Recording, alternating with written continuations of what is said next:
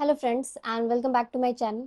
तो video start करने के पहले मैं आपको बोलूँगी कि प्लीज़ मेरे बैकग्राउंड को इग्नोर कीजिएगा क्योंकि यहाँ पे थोड़ा लाइट कम है तो इसलिए आप थोड़ा इशू हो सकता है। बट चलिए इस वीडियो को स्टार्ट करते हैं। आज का ये वीडियो मेरी आंसर कॉपी से रिलेटेड है, एसे की। मुझे बहुत सारे मैसेजेस आ रहे थे कि अपनी आंसर कॉपी दिखाइए, एसे की स्पेशली एसे की कॉपी दिखाइए ना, आपको कितने मार्क्स मिले एसे में। तो ये एसे की कॉपी मैं आपको अभी शेयर करूँगी। ऐसे तो मैंने सोचा था कि मैं आप सबके साथ इवैल्यूएटेड कॉपीज ही शेयर करूँगी, बट आपके इतने मैसेजेस आ रहे थे कि मुझे ये वीडियो बनानी पड़ी। तो चलिए जल्दी से देखते हैं। मैं आपको अपनी जो मेंस की जो एसे एसे है मैं वो दिखाऊंगी, जो मैंने वहाँ मेन एग्जाम में लिख के आया मैंने लिखा था, है ना। तो ये है वो।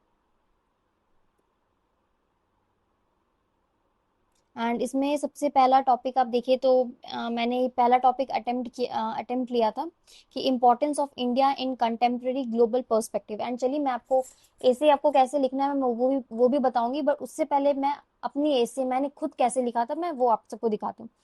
तो सबसे पहले मैंने ये हेडिंग यहाँ मेंशन किया कि importance of India in global perspective, contemporary global perspective. उसके बाद मैंने इंट्रोडक्शन स्टार्ट किया कि for decades India was under the clutches of British colonial rule. मैंने इसको हिस्ट्री से ले जाके इसको कनेक्ट किया इंट्रोडक्शन को, which made India an under developed nation, है ना। Our country was exploited to such a great extent that the nickname सोने की चिड़िया बिकेम इरेलीवेंट। तो ये मैंने हिस्ट्री से इसको कनेक्ट करके स्टार्ट किया इंट्रोडक्शन, है ना। देन उसको मैंने हिस्टोरिकल पर्सपेक्टिव में ही मैंने कंटिन्यू किया आगे कि with the efforts of our freedom fighters. मैंने सबके बहुत सारे नाम लिखे हैं, दो तीन, ऐसे कि भगत सिंह, गोपाल कृष्ण गोखले, दादा भाई नरोजी, बाल गंगाधर तिलक, ये सब को मैंने मेंशन किया। एंड उन उन सबको मैंने अंडरलाइन भी किया क्योंकि ये इंपॉर्टेंट है ना। इन सबके एफर्ट से डेवलपमेंट अचीव हुई 1947 में ना। उसके बाद चलते हैं, फिर मैंने इसको कनेक्ट किया है फर्स्ट एंड सेकंड पैराग्राफ को नेक्स्ट पैराग्राफ में। ये बहुत ज्यादा इंपॉर्टेंट है कि आपको सारे पैराग्राफ्स को कनेक्ट करना है। तो इसलिए मैंने सिंस इंडिपेंडेंस वहां पे मैंने दिखाया सेकंड में कि इंडिपेंडेंस मिला इन सबके एफर्ट से। फिर मैंने उसको कंटिन्यू करते हुए दिखाया कि सिंस इंडिपेंडेंस, अब इंडिपेंडेंस के बाद क्या हुआ। तो India has played an important role in global perspective. And उसके बाद मैंने starting with the non aligned movement, तो नॉन अलाइन मूवमेंट इंडिपेंडेंस के बाद स्टार्ट हुआ तो उसको मैंने यहाँ पे कनेक्ट किया, है ना, एनएएम को। Then India remained aloof from the two global powers. उस टाइम मैंने फिर उस टाइम की सिचुएशन को थोड़ा सा एक्सप्लेन किया कि यूएसए एंड यूएसएसआर दो पावर ब्लॉक्स थी उस टाइम, सुपर पावर्स। तो इंडिया ने डिसाइड किया कि इन दोनों से उनको उसको अलग रहना है इंडिया को, है ना, इसलिए वो नॉन अलाइन मूवमेंट पे चला गया। उसके बाद it not only follow the principle of non alignment for itself but also encourage other nation, जैसे कि एशियन नेशंस, अफ्रीकन और लैटिन अमेरिकन नेशंस को भी इन्फ्लुएंस किया टू रिमेन इंडिपेंडेंट। उसके बाद नेक्स्ट इसको मैंने कनेक्ट किया इस ऐसे कीवर्ड से, जैसे कि अपार्ट फ्रॉम दिस, मतलब ये कनेक्शन शो कर रहा है दोनों पैराग्राफ में, है ना।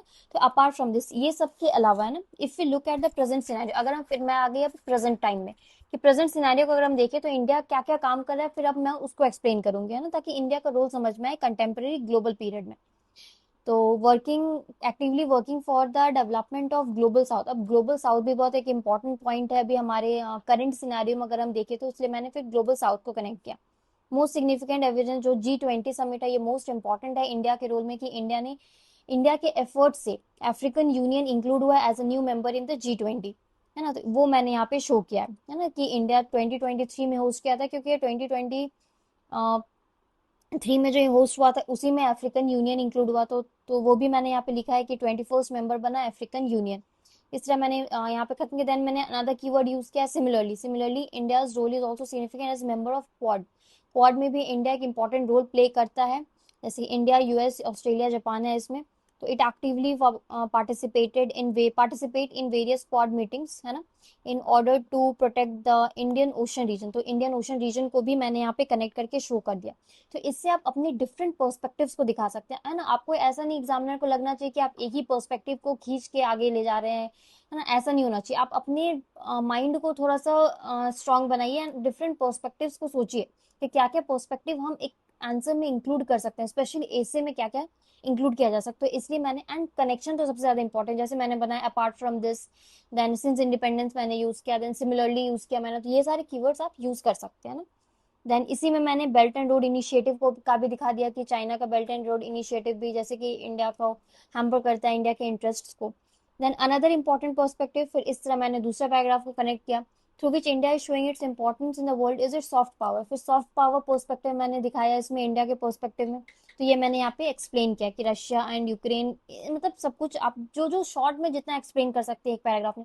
एंड ध्यान रखिए कि एक पैराग्राफ में आप एक पर्सपेक्टिव ही एक्सप्लेन करिए, ज्यादा से ज्यादा दो पैराग्राफ, उससे ज्यादा एक पर्सपेक्टिव को ना खींचे, अदरवाइज वो थोड़ा ऐसे बोरिंग हो जाता है। The next, with similar objectives to maintain world order, India contributes in UN peacekeeping forces। फिर मैंने UN से भी कनेक्ट किया इंडिया के जो रिलेशन है उसको। तो India stand second in the peace keeping forces. India बहुत सारी पीस कीपिंग फोर्सेस भेजता है यूएन के लिए, है ना, तो वो सब मैंने कर दिखाया। देन नेबरहुड, तो नेबरहुड फर्स्ट पॉलिसी जो इंडिया का, ये भी बहुत इंपॉर्टेंट है, जो कंटेम्प्रेरी टाइम में इंडिया का शो करता है एफर्ट्स और इंडिया का role.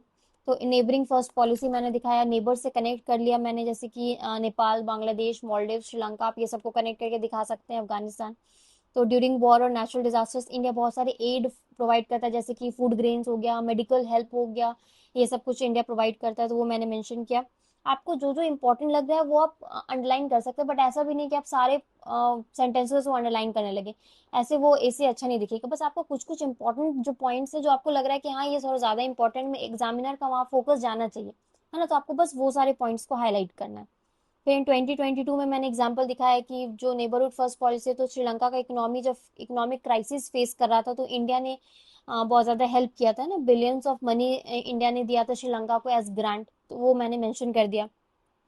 And similarly, despite various, अब मैं यहाँ पे क्या दिखा रही हूँ, similarly despite various oppositions by current Maldivian government. अब फिर अनदर एग्जांपल मैं लेके आई हूँ, है ना, नेबरहुड फर्स्ट पॉलिसी की। तो मालदीव, जैसे कि आपको पता है कि न्यूज़ की बहुत ज़्यादा क्रिटिसिज्म इंडिया ने फेस किया था, देन फिर भी जैसे कि इंडिया आउट कैंपेन, फिर भी इंडिया हमेशा रेडी रहता है नेबर्स की हेल्प करने के लिए, तो ये मैंने दिखाया। जैसे कि माले कनेक्टिविटी प्रोजेक्ट मैंने एक एग्जाम्पल दे दिया, और मैंने इसको हाईलाइट ये अंडरलाइन किया, आप देख सकते हैं मैंने पूरे पैराग्राफ में एक इसको एंड एक इंडिया आउट कैंपेन, ये दोनों मुझे लगा कि हाँ इंपॉर्टेंट है, जो एग्जामिनर का फोकस जाना चाहिए, इसलिए मैंने ये दोनों को अंडरलाइन किया। देन सिमिलर एफर्ट्स, फिर मैं आगे चल के मैं यूक्रेन का एग्जांपल दे रही हूँ कि रशिया यूक्रेन वॉर के टाइम हमारे प्राइम मिनिस्टर यूक्रेन विजिट किया था उन्होंने, एंड भीष्म हॉस्पिटल्स को यूक्रेन को प्रोवाइड किया था एज एन एड, तो वो मैंने किया, मेंशन कर दिया। देन इन टुडे सिनेरियो, अब अभी की बात करते हैं ना, कि India position has reach to such a level. अब इंडिया का हमें प्रेजेंट पर्सपेक्टिव दिखाना कि इन सब एफर्ट से इंडिया जो ये इतना एफर्ट्स कर रहा है उससे क्या फायदा हुआ है। तो India position has reach to such a position that it has been included as one of the great parts of 2025। ये कुछ दिन पहले का ही न्यूज था, तो मैं मुझे वो ध्यान में था, मैंने रिसेंट पढ़ा था, इसलिए मैंने इसे इंक्लूड कर दिया ना।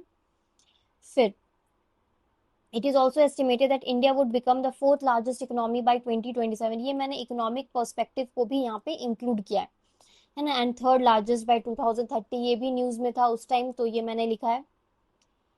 ऐसे ही फिर मैंने स्पेस सेक्टर को इंक्लूड किया है, ये अनदर पर्सपेक्टिव ऑफ दिस ऐसे स्पेस, तो स्पेस में इंडिया का क्या क्या रोल रहा है, इंडिया क्या क्या अचीव किया है इंडिया ने, तो वो सब मैंने लिख दिया। जैसे कि चंद्रयान 3 उस टाइम न्यूज में था, देन आदित्य L1 था, स्पेडक्स मिशन था, तो ये सब कुछ मैंने एक पैराग्राफ में इंक्लूड कर दिया। और उसने श्रीलंका और ऑस्ट्रेलिया को भी के सैटेलाइट्स को भी लॉन्च करने में हेल्प किया था, तो मैंने ये भी मेंशन कर दिया।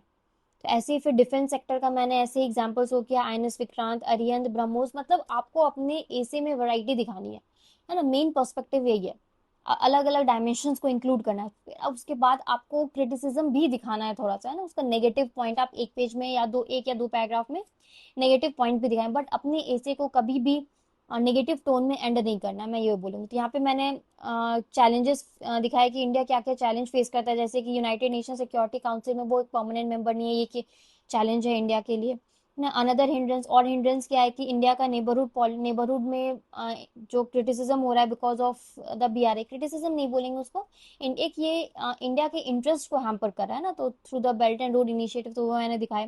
लेकिन फिर भी उसके बाद फिर मैंने पॉजिटिव नोट में ऐसे को एंड किया कि India has gradually became successful in changing its role from under developed nation to developing nation. पहले इंडिया अंडर डेवलप्ड था, बट अभी वो डेवलपिंग नेशन के कैटेगरी में आ गया है, तो ये मैंने लिखा है।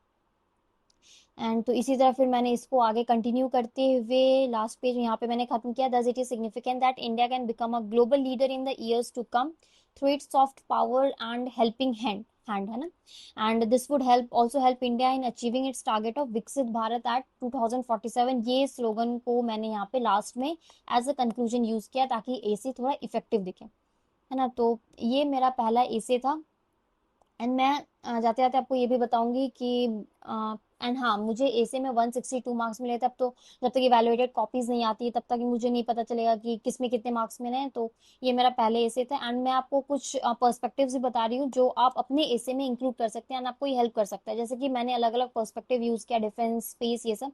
तो आप हिस्टोरिकल देख सकते हैं, then social, then economic, then political, constitutional, इस सबसे रिलेटेड आप कुछ कुछ पॉइंट, आपको ऐसा नहीं कि सारे ही पर्सपेक्टिव्स को ऐसे में इंक्लूड करना, आपको जो इंपॉर्टेंट लग रहा है 7 से 8 पर्सपेक्टिव आप उसमें ऐड कीजिए, उतना इनफ होगा इसी के लिए, है ना। देन एडमिनिस्ट्रेटिव या governance, then ethical, moral, environmental, scientific, technological, then cultural, educational, then women's perspective, ये भी बहुत सारे ऐसे में आप इंक्लूड कर सकते हैं, psychological, international, then digital, spiritual या फिलोसॉफिकल आप बोल सकते हैं, फ्यूचर विजन, जैसे कि मैंने इंडिया का स्लोगन यूज किया, विकसित भारत एट 2047, आप बिहार के पर्सपेक्टिव में भी ये लिख सकते हैं, बिहार का ऐसे अगर आप लिख रहे हैं तो।